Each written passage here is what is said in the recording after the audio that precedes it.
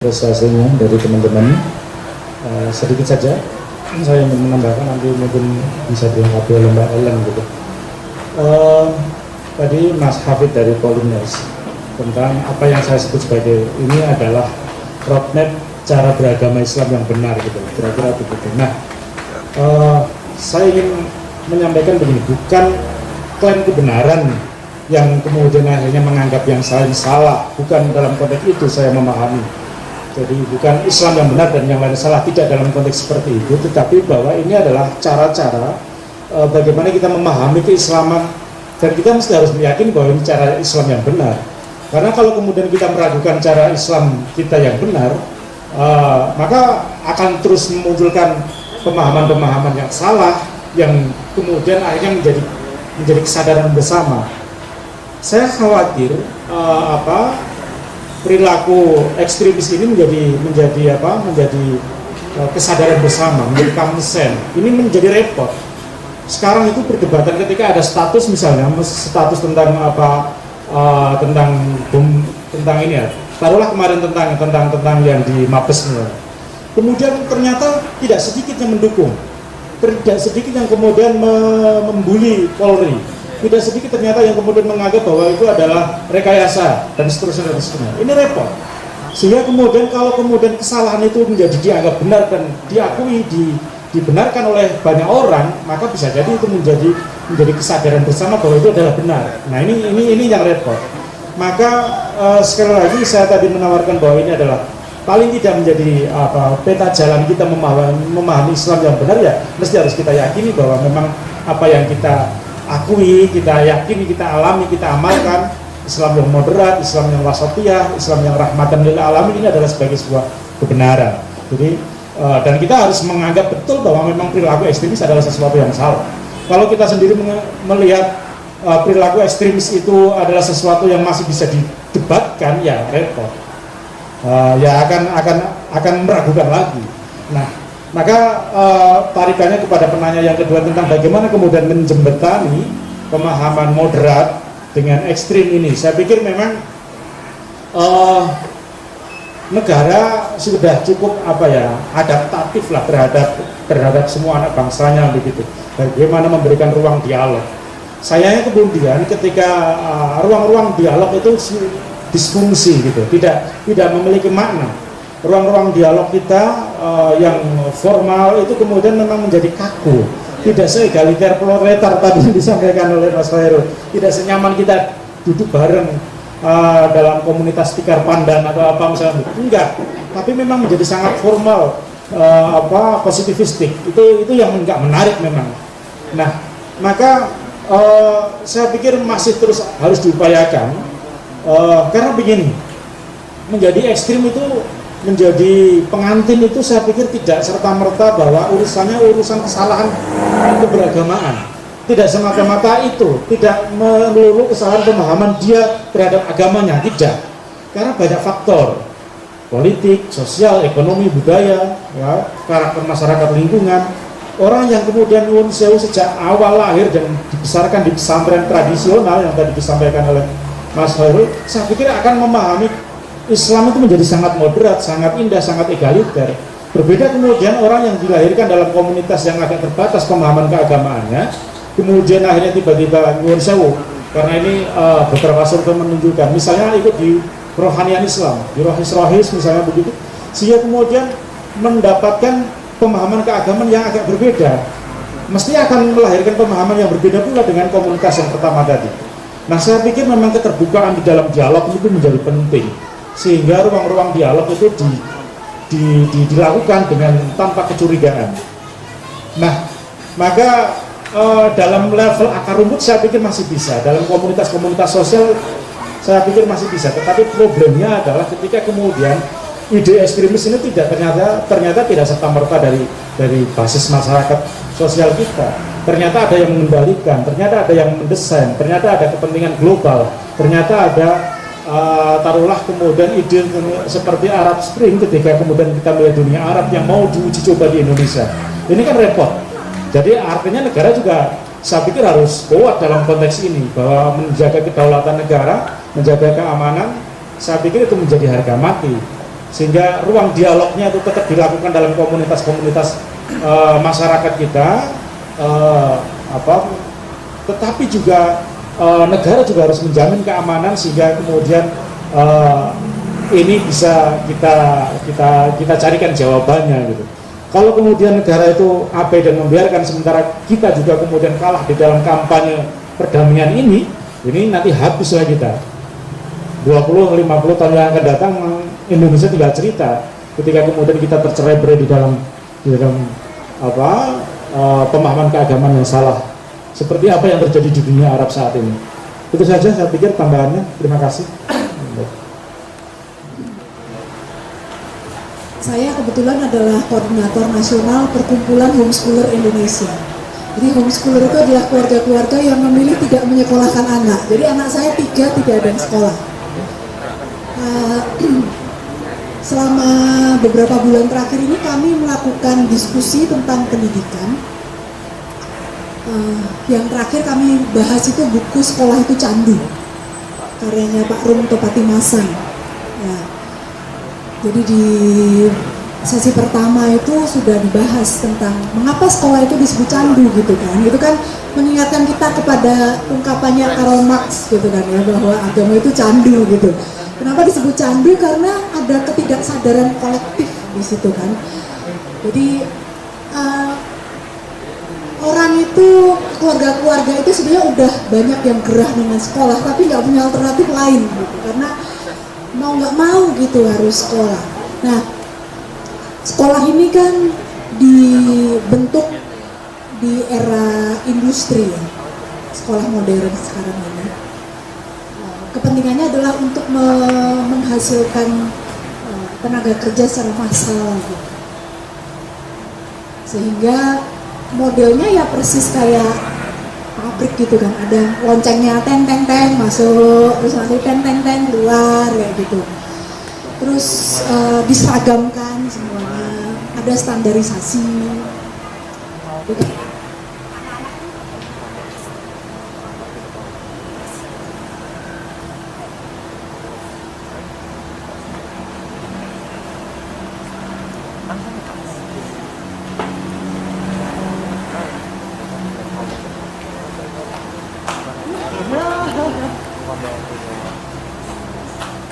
Anak-anak itu diperlakukan seperti suku cadang aja kan dalam sistem industri.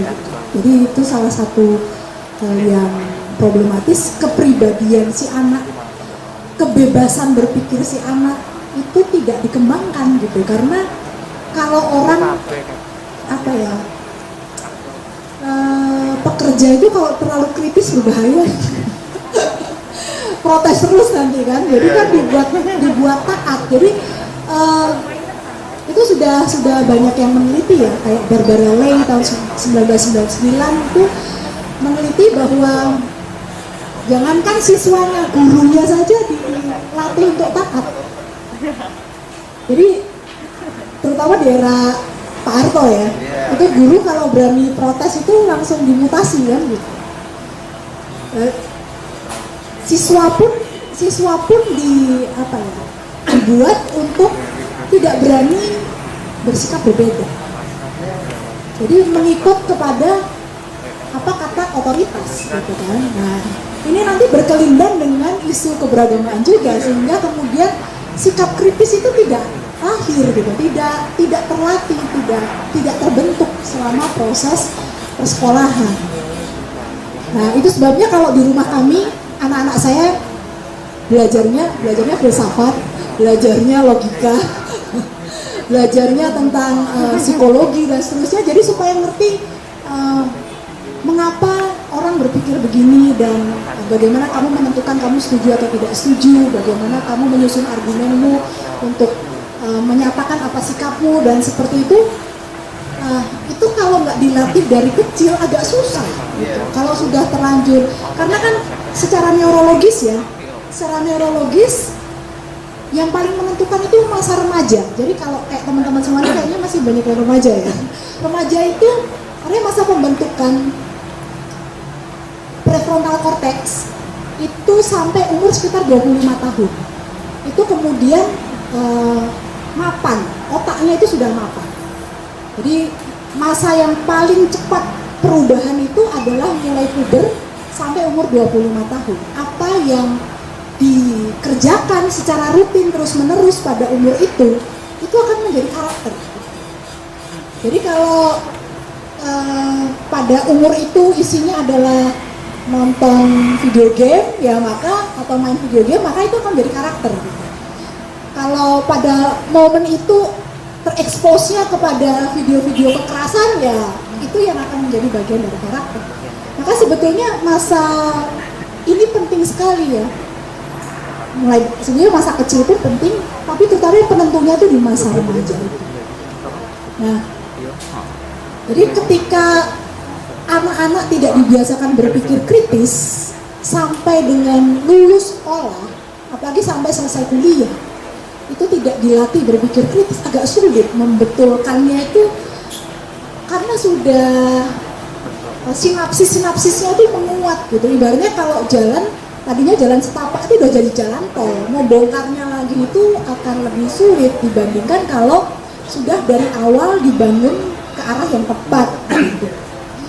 Nah, jadi di sini memang problem kita di sistem pendidikan nasional ini ada yang perlu dirombaknya tuh nggak kecil gitu, perombakan besar-besaran, dan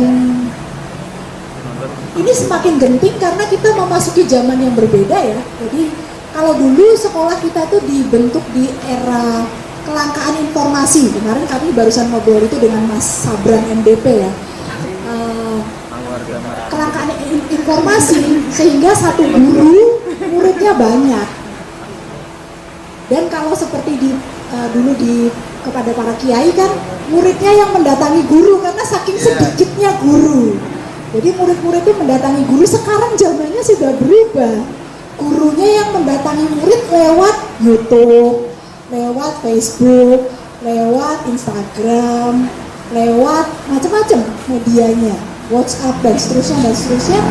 Gurunya yang mendatangi murid ini sudah eranya bukan kelangkaan informasi tapi kebanjiran informasi sampai orang nggak bisa membedakan lagi mana yang hoax, mana yang benar, mana siapa otoritas yang kredibel. Katakanlah Ustadz Khairul Anwar, siapa yang pernah dengar UKA gitu. Kalau kemarin kan barusan di share grup pelita siapa tuh nomor 1 yang paling tenar, itu ternyata kebanyakan adalah guru-guru yang ajarannya beda tradisi kayak sama UKA gitu kan.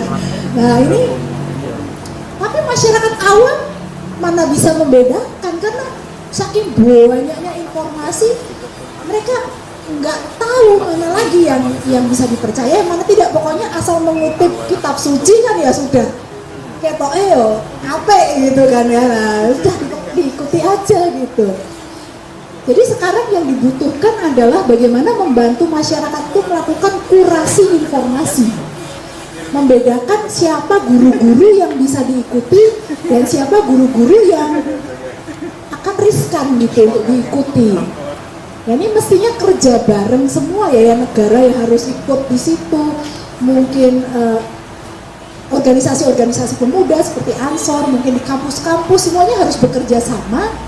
Bagaimana menciptakan sebuah hub ya, pusat informasi yang bisa menyediakan kurasi. Kalau Ustadz ini tuh ajarannya gimana, alirannya apa, yang harus dihati-hatiin apa, kayak gitu kan. Ustadz ini punya doktrin-doktrin apa saja, misalnya kayak gitu. Kalau ada pusat informasi seperti itu kan orang nyarinya kan gampang gitu kan, karena sekarang semua di ujung jari kan, ngecek. Ini kan kredibel ini pusat informasinya ini. Sama seperti sekarang kan untuk melawan hoax kan ada masyarakat apa itu anti fitnah misalnya kayak gitu, masyarakat anti hoax itu sudah terorganisir dan kemudian menyediakan pusat informasinya sehingga orang bisa mengakses dan langsung ngecek ini hoax bukan ya gitu. Jadi kalau ada guru-guru baru dicek dulu ini alirannya apa ya, ini bagaimana nih kurasinya bagaimana. Nah itu kalau ada mekanisme seperti itu pasti akan sangat membantu buat masyarakat yang awam gitu loh tentang ilmu-ilmu agama yang begitu rumitnya gitu. Nah kemudian berkaitan dengan istri ikut suami tadi dari Mas Cahyono, saya mengingat kembali salah satu film yang dibuat oleh Mas Nur Huda yang Jihad Selfie, itu pernah dilakukan putar film itu dan diskusi publik oleh Eni Institute. Di dalam film itu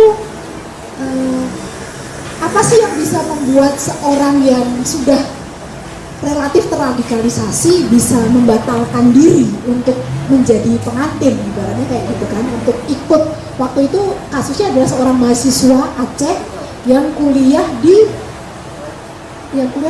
Mesir atau di mana gitu, kemudian dia terradikalisasi di sana dan hampir saja ikut untuk masuk ISIS gitu. Tetapi kemudian batalnya karena apa? Batalnya karena dia ingat pada ibunya, dia ingat pada keluarganya. Jadi kalau dari diskusi publiknya pada waktu itu, saat ini yang paling kunci menjadi benteng buat anak-anak muda, buat perempuan-perempuan, buat siapapun adalah keluarga. Keluarga ini mesti dibantu gitu untuk bisa mendampingi anaknya dengan penuh perhatian dan update kepada situasi. Anaknya itu kalau mau jadi pengantin tuh eman-eman keluargaku gitu kan ya. Jadi sangat menyedihkan sekali kalau kemarin kan apa ya, yang pelaku Makassar ya itu menuliskan surat buat keluarganya ya, yang jadi kayaknya sedih meninggalkan keluarganya, tapi ini lebih penting daripada keluarga saya gitu.